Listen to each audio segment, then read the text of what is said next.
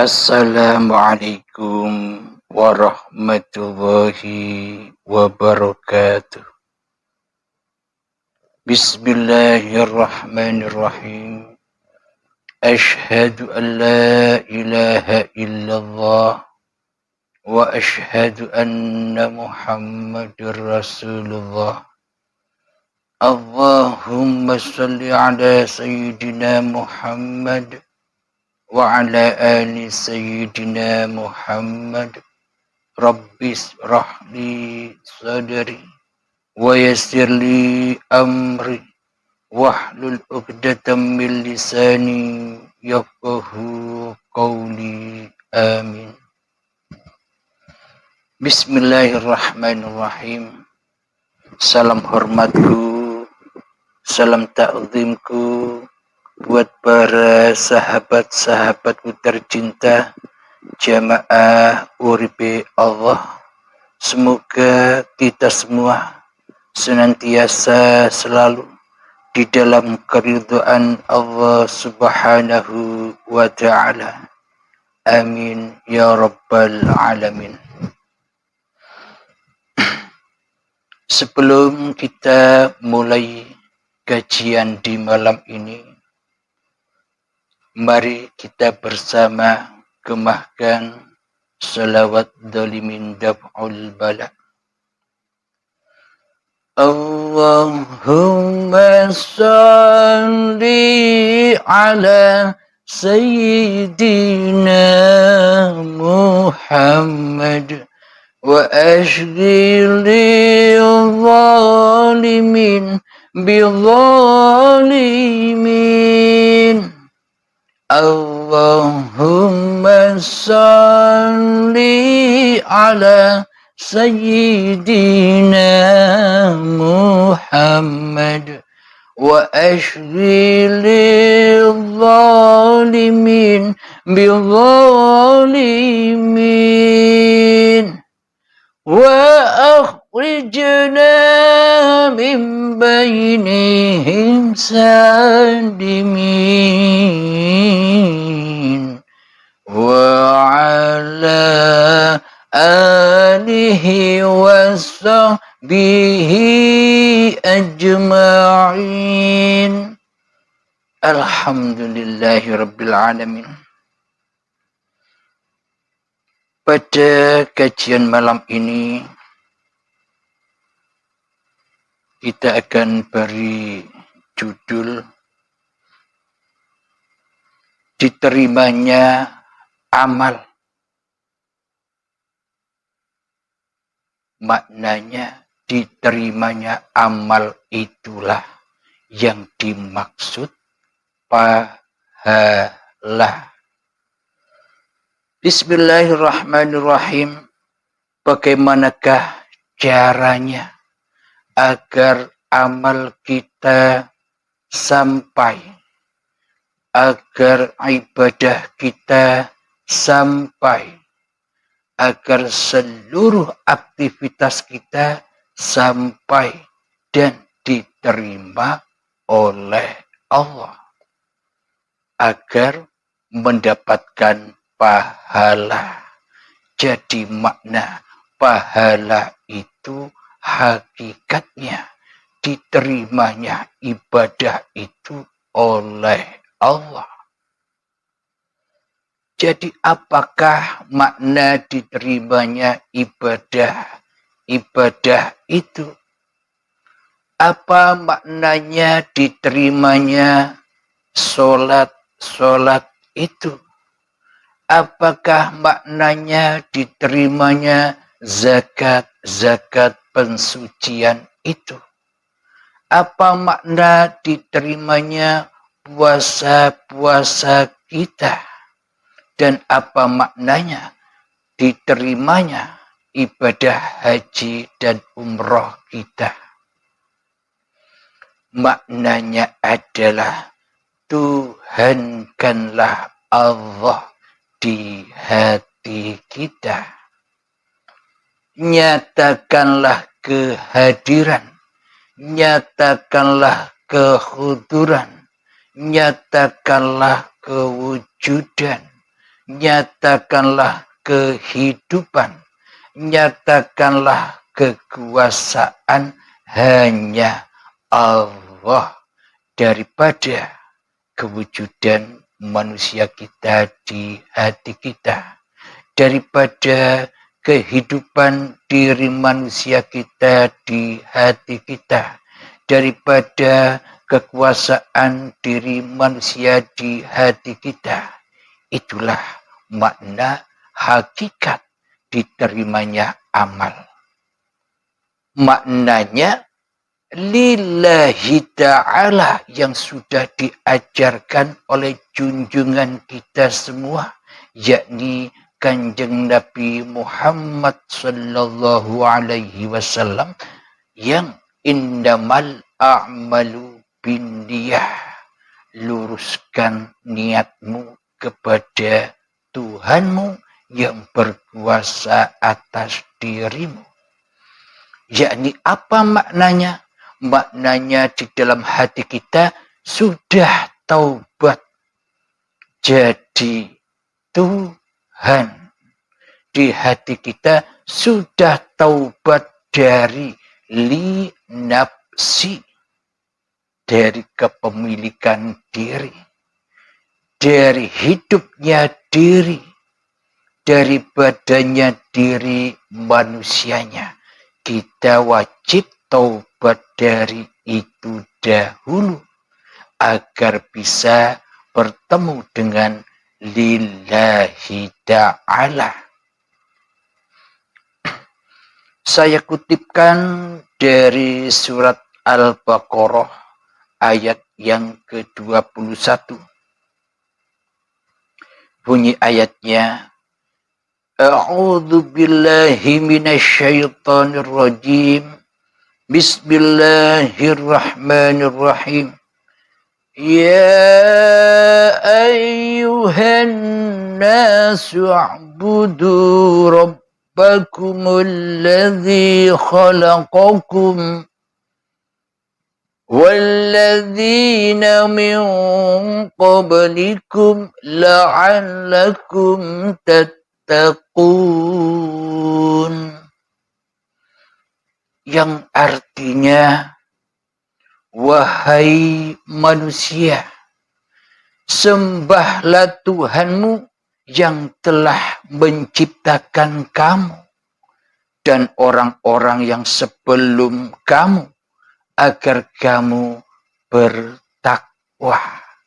Inilah kunci agar seluruh amal ibadah kita diterima oleh Allah. Maknanya, perintah ini tertuju kepada junjungan kita, Kanjeng Nabi Muhammad sallallahu alaihi wasallam, dan seluruh umatnya, bahkan ke seluruh manusia. Jadi jangan salah paham, babagan tauhid, babagan ilmu hakikat dan makrifat itu bukan untuk orang agama Islam saja. Jangankan orang Islam, perintah ini diserukan.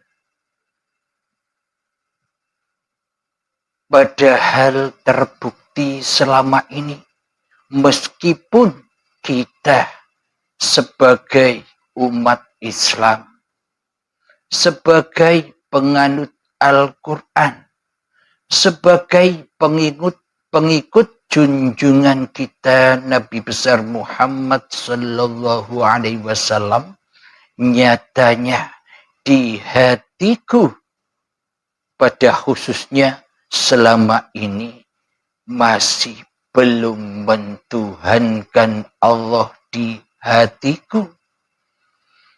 Yang ada, yang nampak, yang jelas, yang wujud, yang hidup, dan yang berkuasa atas diriku di hatiku masih Abdul Halimnya. Ini khususnya saya pribadi. Maknanya bagaimana mungkin kita diakui, kita disebut sudah menyembah Allah sebagai Tuhan yang menciptakan diri kita di hati kita.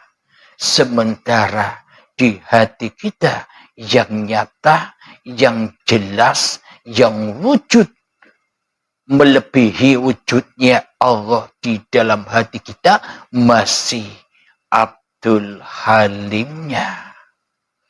Tentunya Abdul Halimnya tak mungkin disebut sudah menjadi hamba Allah bila di dalam hatinya belum ada Allah. Bila di dalam hatiku masih Abdul Halimnya yang wujud, yang lebih berkuasa dari kuasanya Allah di dalam hatiku masih Abdul Halimnya, berarti yang jadi Allah, yang jadi Tuhan, yang jadi Sang Khalik, yang jadi penguasa atas hidup dan badanku selama ini kan masih Abdul Halimnya. Inilah maknanya bahwa diriku Abdul Halim selama ini belum dikatakan, belum lulus menjadi hambanya Allah, alias masih ingkar, alias masih kufur, alias masih syirik, dan alias masih mensekutukan Allah dengan diri Abdul Halimnya selama ini di hatiku. Berarti apa bedanya aku Abdul Halim ini selama ini sebagai orang yang ateis, tak bertuhan, melainkan mentuhankan Abdul Halimnya saja di hatiku selama ini. Berarti apa bedanya Abdul Halim ini dengan Fir'aun? Yang mana di dalam hati Fir'aun yang ada hanya diri Fir'aunnya yang merasa wujud, yang merasa berkuasa, yang merasa hidup di dalam dirinya sendiri. Jadi Abdul Halim sama saja dengan Fir'aun, dengan Dajjal, dengan Ya'juj wa Ma'juj, dengan setan, dengan iblis yang selama ini tidak rela.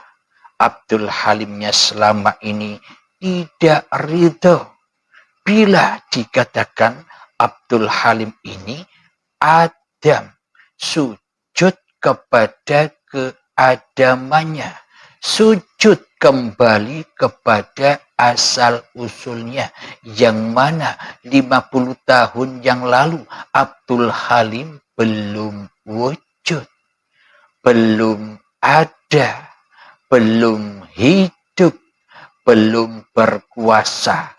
Itulah makna Adam itu. Bukan makna sosoknya Nabi Adam. Yang dimaksud bersujud kepada Adam itu bersujud Abdul Halimnya kepada asal usul Abdul Halimnya, yakni ketiadaan, yakni kegoiban, yakni kefanahan. Itulah makna bersujud. Alhamdulillahirabbil alamin. Seharusnya bagaimana agar Abdul Halim ini dikatakan sudah bertuhankan Allah? Bagaimanakah caranya? Caranya ya harus kembali kepada man arafa nafsahu. Barang siapa mengenal hakikat jati diri Abdul Halimnya yang tak ada, yang tak wujud, yang tak hidup, dan yang tak berkuasa di dalam diri Abdul Halimnya, maka faqad arafa rabbahu, maka ia akan menuju Tuhannya. Ia akan mengenali siapa sejati Tuhannya itu yang wujud, Tuhannya itu yang hidup, Tuhannya itu yang berkuasa atas Abdul Halimnya. Inilah makna bertuhan itu. Jadi sebelum kita kembali kepada hakikat diri sejati kita, maka selamanya kita takkan pernah berjumpa Allah. Maka selamanya kita takkan pernah bersanding kepada Allah. Selamanya kita takkan pernah bisa lillahi ta'ala. Akan tetapi selamanya Abdul Halim selalu li nafsi, karena kewujudan, karena kehidupan, dan karena kekuasaan Abdul Halimnya di hatinya. Maka bila begitu tak akan berguna segala amal yang diamalkan oleh Abdul Halimnya. Maka selama itu takkan berguna ibadah-ibadah yang dilakukan oleh Abdul Halimnya. Maka selama itu pula tak akan ada gunanya solat-solat yang dikerjakan sejak akil baligh hingga setua ini, bila Abdul Halimnya masih menjadi Tuhan di dalam hatinya daripada Allah. Inilah bukti-bukti nyatanya. Berarti Anda sekalian, berarti Abdul Halim sekarang pun sudah tahu. Meskipun banyak orang, mayoritas manusia tidak mengetahui amal ibadahnya, solat-solatnya, zakat-zakatnya, puasa-puasanya, ibadah haji dan umrohnya, kebaikan-kebaikannya selama ini diterima oleh Allah atau tidak. Selama ini kita tak pernah tahu. Karena kita agama dan akidah serta bertuhannya masih ayang-ayang, masih bayang-bayang, masih ilusi. Ya tak jelaslah agama dan bertuhannya. Karena selama ini yang dipertuhankan hanyalah Abdul Halimnya di dadanya. Maka tak akan pernah tahu semua rahasia-rahasia itu. Hanya Allah lah yang maha tahu. Memang betul. Bagi hamba Allah yang sudah kembali bersujud kepada keadamannya, maka akan tahu bahwa selama ini amal ibadah, solat-solatnya, sejak akil balik sampai setua ini, hingga sadar, bangun, bangkit imannya, ternyata selama ini tidak diterima alias terputus dari rahmatnya Allah.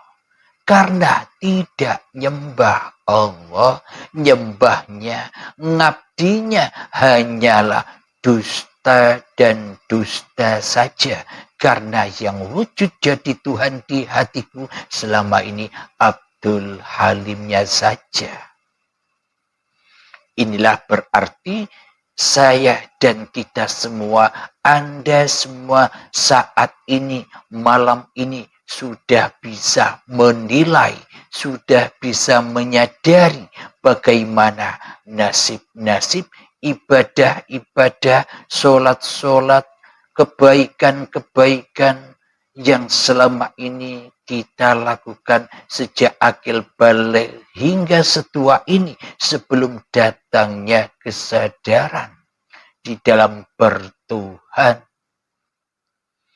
Sekarang Anda sudah menilai, oh ternyata amal-amalku, kebaikan-kebaikanku, ketaatan-ketaatanku, sejak akil balik tiba, sejak aku makan buah khuldi, sejak aku mengaku-ngakui makan hidup ini, bahwa hidup ini adalah hidupku, badan ini adalah badanku, amal ini adalah amalku, ketaatan ini adalah ketaatanku, berarti selama ini aku hanya nyembah yang fana di hatiku daripada menyembah yang bako. Hanya menyembah ciptaan daripada menyembah sang pencipta. Hanya menyembah makhluk daripada menyembah sang kholik di hatiku.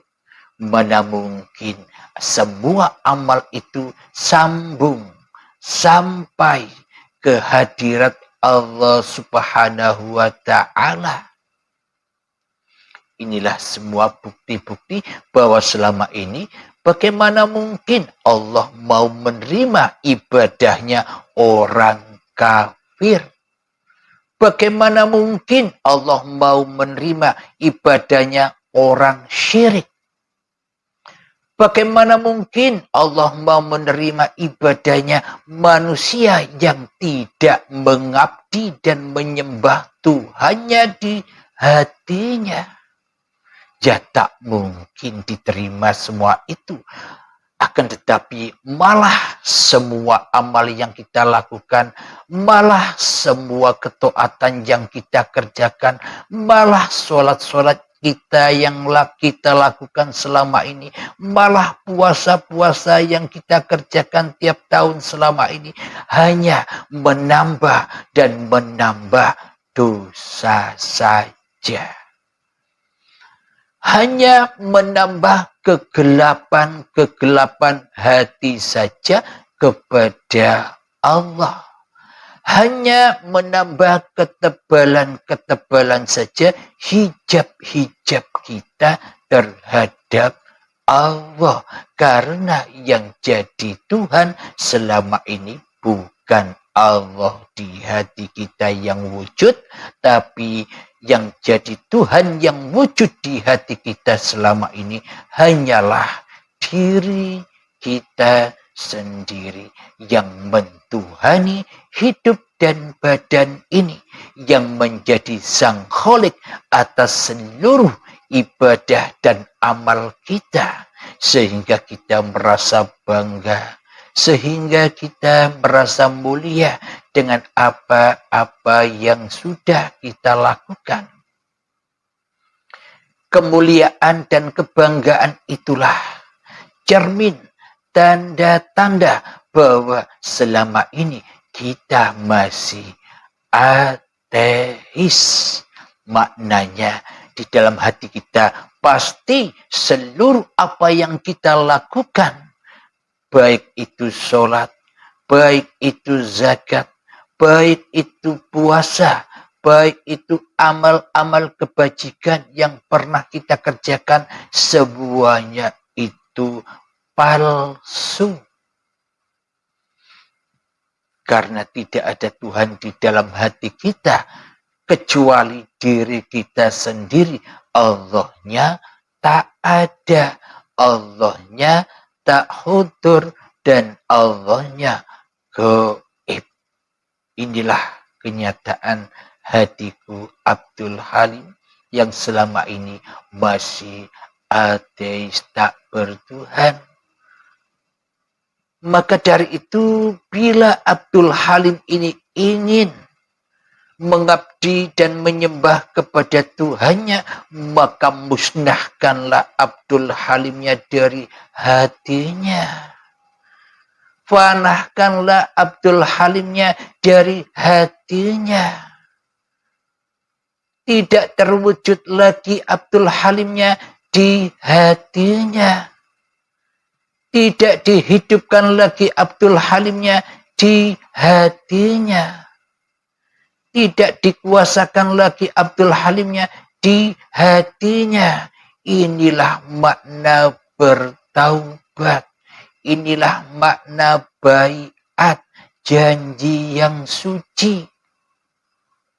Tanpa baiat, tanpa janji yang suci, semuanya hanyalah angan-angan saja.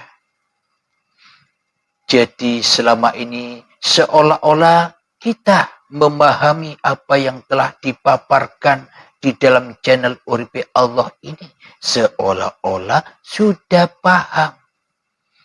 Bila tidak digurukan, bila tidak dilanjutkan apa yang kita pahami, maka ya semua masih dituhani oleh hawa nafsunya sendirilah yang merasa paham.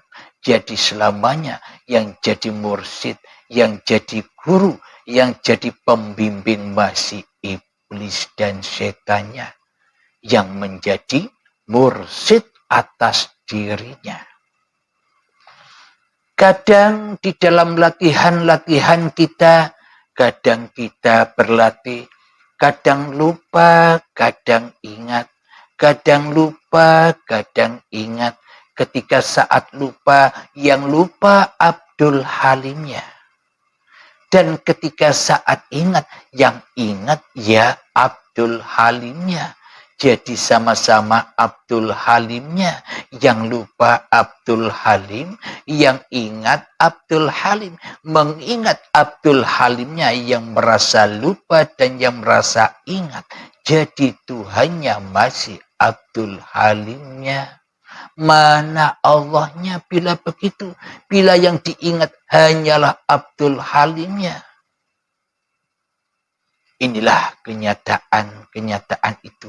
Bagaimanakah agar kita mendapatkan maknanya, agar kita diterima semua amal-amal kita kepada Allah.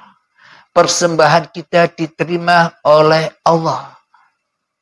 Penyembahan kita diterima langsung oleh Allah. Ya jangan jadi Allah di dalam hatimu. Jangan jadi Tuhan di dalam hatimu. Jangan kau akui semua apapun yang kau perankan. Bukan peranmu sendiri.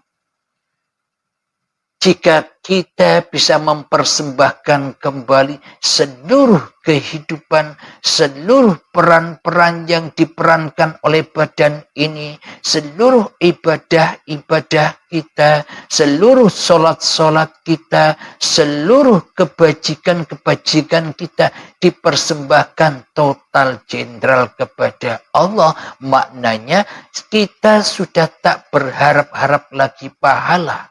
Kita tak berharap-harap lagi kemuliaan.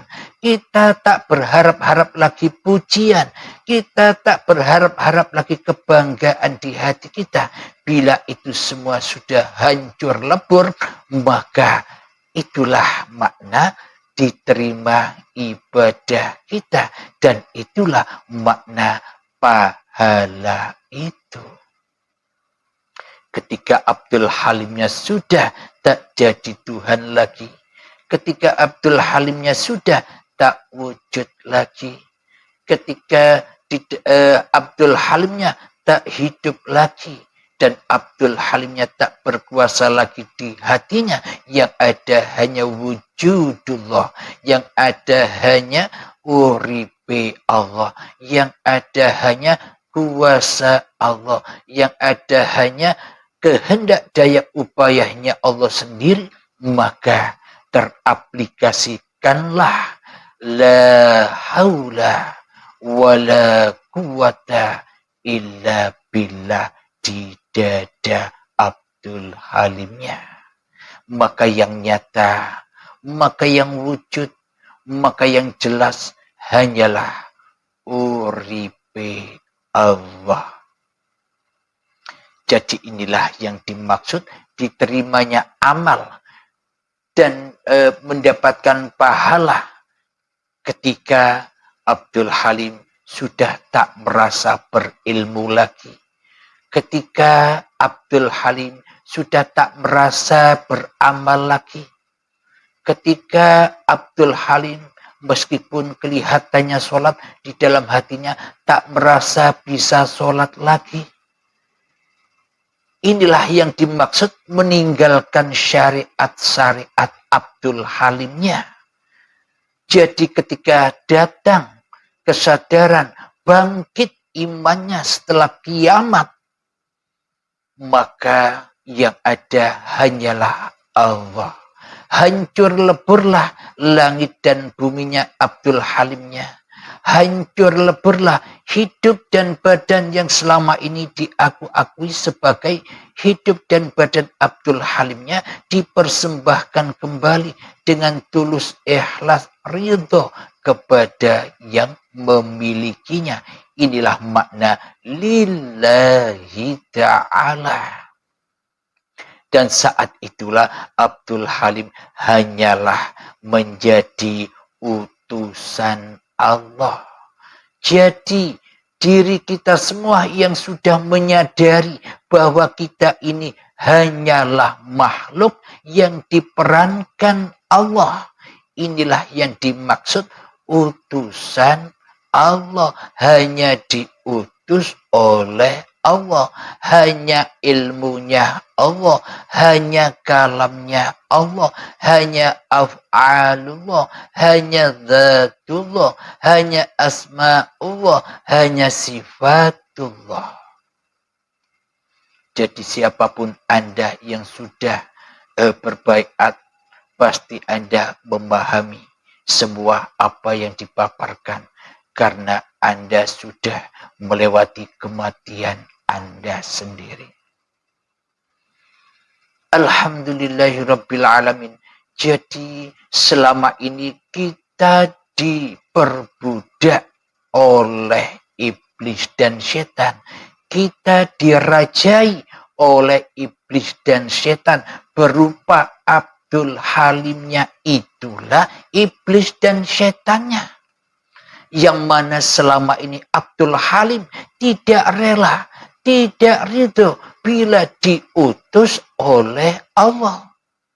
Karena bagaimana mungkin Abdul Halimnya rela dan ridho bila diutus oleh Allah, sementara Allahnya tak ada di hati Abdul Halimnya. Sementara Allahnya goib bagi Abdul Halimnya, ya tak mungkinlah Abdul Halimnya menjadi utusan Allah kecuali diutus oleh Abdul Halimnya sendiri, kecuali diperbudak, dirajai, dituhani oleh iblis dan setan, yang mana selalu dibisiki Abdul Halim hatinya, bro, Abdul Halim, hidup ini hidupmu, badan ini badanmu, apalagi amal-amal yang kau perbuat, apalagi sholat-sholat yang kau perbuat, apalagi puasa-puasa yang kau perbuat, apalagi kebajikan-kebajikan yang kau perbuat, semua ini milikmu Halim.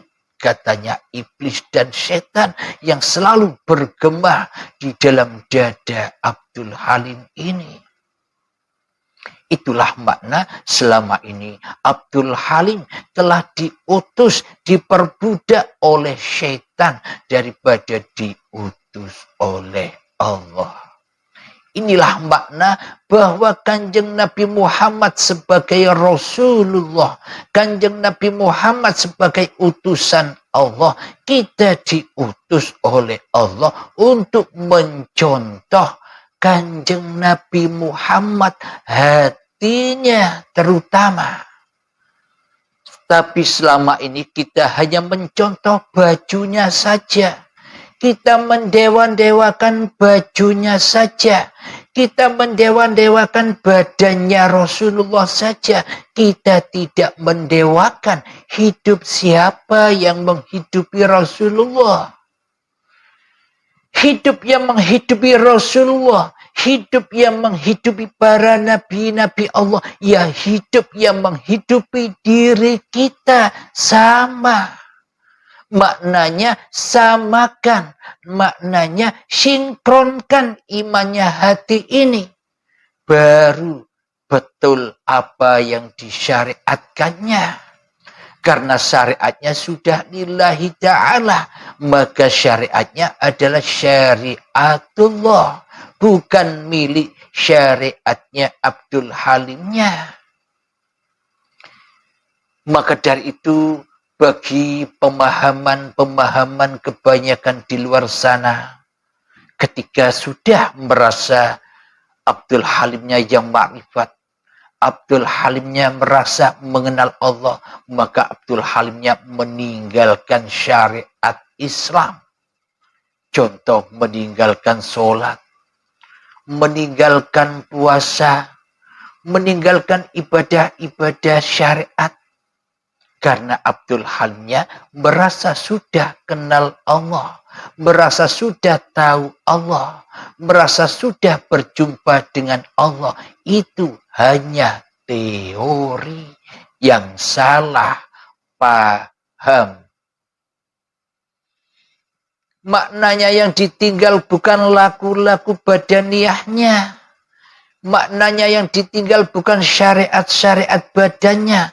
Bila mau meninggalkan syariat-syariat badannya, ya jangan sholat saja yang ditinggal.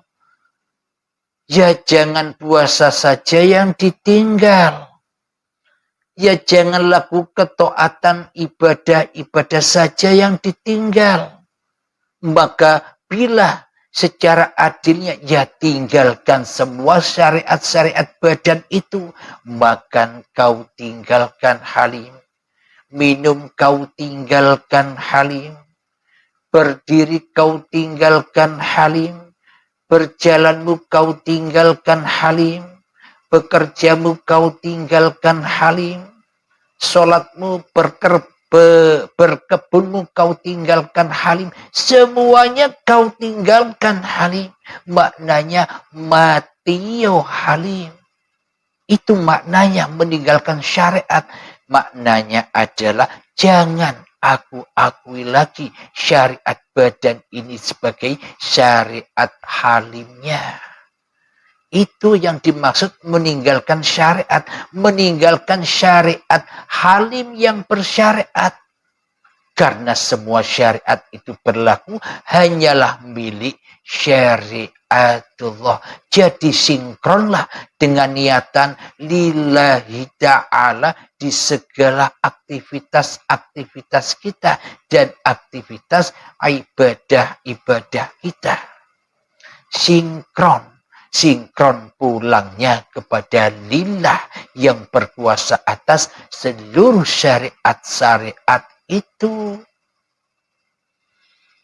Alhamdulillah, bila sudah kembali kepada Allah seluruh syariat-syariat yang dilakukan Abdul Halimnya, maka itulah yang dimaksud pahala.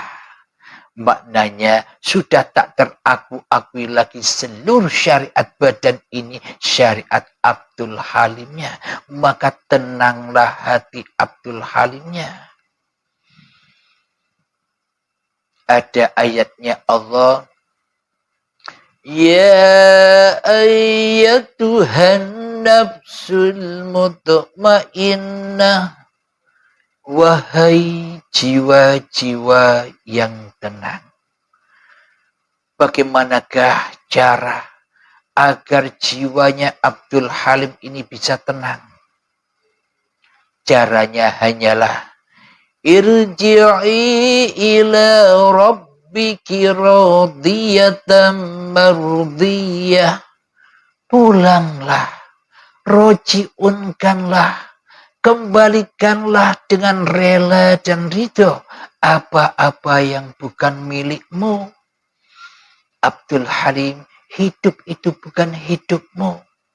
Abdul Halim, badan itu bukan ciptaanmu, bukan milikmu. Pasrahkan, relakan, pulangkanlah kepada yang berhak atas hidup dan badan itu. Itulah cara ampuh agar hati kita bisa tenang.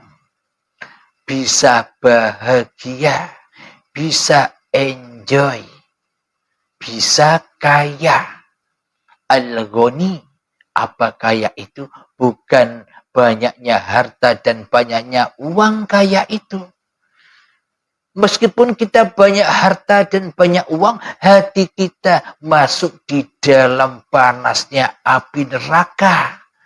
Uang dan harta itu hanyalah untuk pamer-pameran, untuk tunjuk-tunjukkan, untuk bangga-banggaan, untuk kehormatan-kehormatannya di sisi manusia, untuk kemuliaan-kemuliaan di sisi manusia. Sama halnya juga ilmu, merasa ilmunya tinggi untuk tunjuk-tunjukkan, untuk kebanggaan hatinya, untuk pemuas hawa nafsunya saja. Sama halnya dengan amal-amalnya yang banyak, dibuat bangga-banggaan, dibuat mulia-muliaan. Sumpek hatinya, tidak tenang hatinya, karena hidup dan badannya belum dipasrahkan, belum direlakan, belum diridhokan, dikembalikan kepada yang berhak. Itulah hakikat zakat itu tadi, agar hati suci, bersih dari Abdul Halimnya. Maka setelah itu bahagialah Abdul Halimnya, tenanglah hatinya. Karena apa-apa sudah dikuasai Allah. Karena apapun sudah dicukupi oleh Allah. Sudah tidak cari-cari harta lagi. Sudah tidak cari-cari kemuliaan lagi. Sudah tak cari-cari kebanggaan lagi. Karena semua sudah ditangani oleh yang menciptakan Abdul Halimnya. Rezekinya sudah diatur oleh yang menciptakan Abdul Halimnya. Kebanggaan, kehormatan, dan kemuliaan Abdul Halimnya sudah disandang kembali oleh Tuhan pencipta Abdul Halimnya. Abdul Halimnya tak punya apa-apa. Abdul Halimnya bukan apa-apa dan bukan siapa-siapa. Hanya Allah lah yang berapa-apa dan yang bersiapa-siapa atas Abdul Halimnya. Maka itulah jalan untuk ketenangan jiwa. Kemudian fadkhuli fi ibadi. Ketika hati Abdul Halimnya sudah tenang, tentram, temaram, enjoy, maka disitulah tempatnya manusia-manusia yang mengabdi. Di situ berkumpul dengan hidup yang ada pada para nabi, hidup yang ada pada para rasul, hidup yang ada pada Kanjeng Nabi Muhammad, hidup yang ada pada al-ulama warasatul anbiya. Jadi kumpul ahad, hidup yang ahad, hidup yang sudah kembali kepada uripe Allah. Itulah kumpulan orang-orang yang mengabdi, golongan orang-orang yang mengabdi. Selanjutnya, fadkhuli jannati, dan masuklah kalian-kalian wahai hamba-hambaku ke dalam surgaku. Jadi surga itu bukan yang digembar-gemborkan iblis dan syaitan. Yang katanya bangunan-bangunan yang indah. Dari intan permata. Dari emas. Cangkirnya emas. Piringnya emas. Nasinya emas. Oh bukan. Masa makan nasi dari emas. Makanan dan minumannya enak. Nikmat, kumpul dengan bidadari yang cantik-cantik. Itu semua kesukaannya hawa nafsu babakan dunia. Coba kita logikakan, Bila di dalam hati kita ada setitik, walaupun sebiji darah saja, cinta dunia, maka tak layak manusia masuk di dalam surganya Allah. Karena yang tahu surganya Allah, yang bisa memasukkan surganya Allah, ya hanya Allah. Bila di dalam hati manusia masih ada cinta dunia, maka jauhlah dari surganya Allah, melainkan hanya masuk dan dibakar di dalam jahanamnya Allah yang berupa badan-badan manusia dan hati yang keras melebihi kerasnya batu. Kapan itu? Ya sekarang. Neraka itu ya sekarang. Bahan bakarnya sudah numpuk membakar hati kita selama ini. Dan surga itu kapan? Ya sekarang, bagi manusia yang sudah nyata kewujudan Allahnya di hatinya daripada kenyataan wujud manusianya di hatinya. Surganya ya sekarang.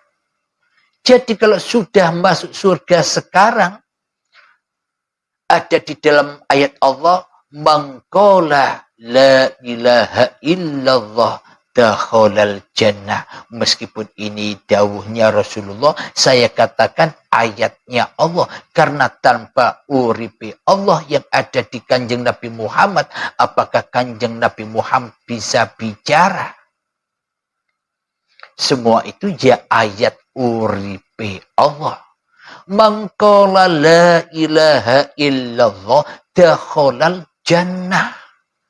Barang siapa teraplikasi di dalam hatinya yang ada hanya Allah, maka dia sudah berada di dalam surga. Jadi kapan surga itu? Surga itu sekarang bagi orang-orang yang beriman. Tapi bagi orang-orang yang syirik hatinya, bagi orang-orang yang masih jadi Tuhan di hatinya, ya surga nerakanya ya besok katanya. Karena Allahnya tak jelas, maka surga dan alam-alam itu pun tak jelas baginya.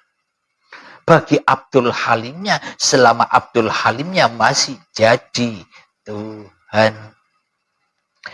Jadi hakikat diterimanya seluruh amal ibadah kita itu adalah ketika Allah sudah berkuasa atas seluruh amal itu, yakni lillahi ta'ala.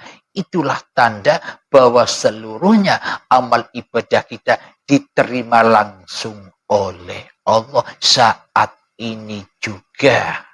Jadi diterima itulah, jadi lillahi ta'ala itulah makna dari pahala itu. Jangan dibayang-bayangkan lagi sosok pahala itu. Tidak ada wujudnya pahala itu, hanyalah sesebutan saja. Maknanya pahala itu adalah orang-orang yang sudah menemukan permata yang hilang dulu. Menemukan iman yang ada di bayi, kullu mauludin yuladu alal fitrah. Seluruh bayi yang terlahir ke dunia ini seluruhnya dalam keadaan suci bersih. Karena hidup dan badannya masih suci dari pengakuan-pengakuan Abdul Halimnya. Alhamdulillahirrabbilalamin. Semoga semua pemaparan ini bisa memahamkan terkhususnya hati saya pribadi dan kita semua para sahabat-sahabatku tercinta dimanapun Anda berada, baik yang ada di dalam dan yang ada di luar negeri. Semoga kita terhidayahkan dengan pemaparan-pemaparan ini. Karena ilmu ini, karena pemaparan ini tak mungkin datangnya dari Abdul Halimnya bila Abdul Halim tak dihidupi oleh uripe Allah. Alhamdulillahirabbil alamin. Sebelum kita akhiri pemaparan ini, kajian ini, marilah kembali gembahkan Salawat dhalimin daf'ul bala.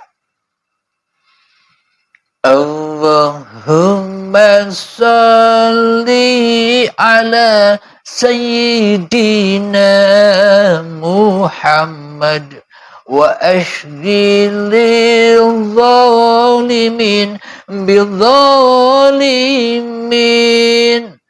Allahumma salli ala Sayyidina Muhammad wa ashghilil zalimin bidzalimin wa akhrijna min bainihim salimin wa ala alihi wa sahbihi ajma'in. Alhamdulillahi rabbil alamin. Rabbana atina fid dunya hasanah wa fil akhirati hasanah wa qina adzabannar. Wa sallallahu ala sayyidina Muhammad wa ala alihi wa sahbihi wa sallam. Walhamdulillahi rabbil alamin. Akhiru kalam. Assalamualaikum warahmatullahi wabarakatuh.